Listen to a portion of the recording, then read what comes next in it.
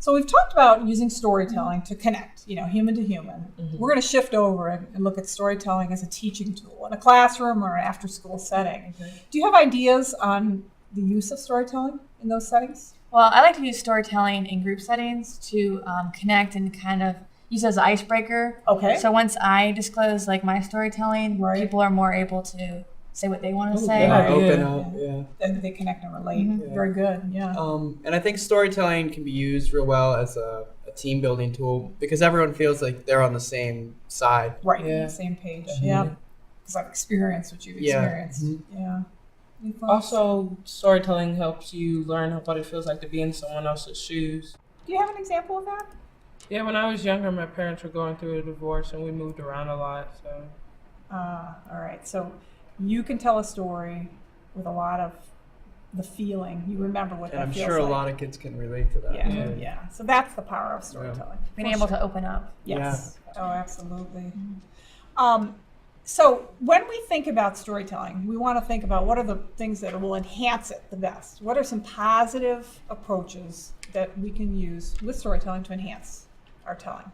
always have good eye contact. Okay, unless you purposely are using it not to have eye contact, but keep eye contact with the audience. That's a good one. It's always important to make sure your emotions are felt by everyone in the group, on a level where it hits your heart. Yeah, that's exactly right. Because that's, I think, the power of storytelling right there. Yeah. Because it's got to grab your heart. And the use of common experiences helps with that because it's something that everyone can relate to. Yeah, right.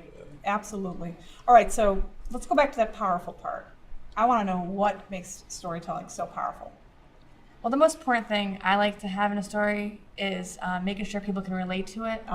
Because then they understand where you're coming from. Right, right. And then they thereby don't feel isolated themselves because perhaps they've experienced it, right? And that also allows a feeling of slight healing maybe to know that there's other people that feel the same way that you do. Yeah, that's a sort of a catharsis. It can for the storyteller and perhaps for the listener. Yeah. Like once you relate and you get through that healing, you can understand them better. Right. Definitely. Okay, so now we need to review a little bit because we're talking about teaching.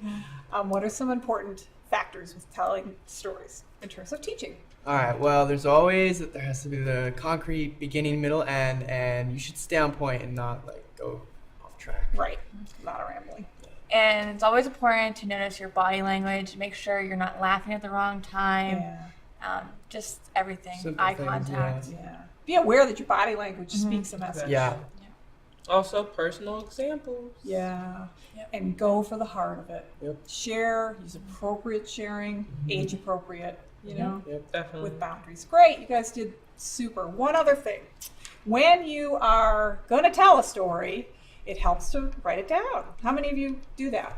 Definitely. I write down a little bit, Okay. Please script it out. Yeah.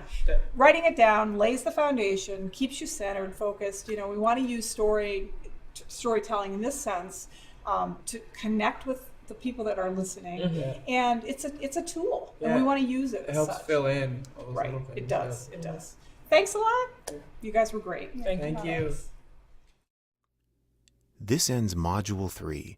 Don't forget to practice these skills, and when you're ready, you can move on to Module 4.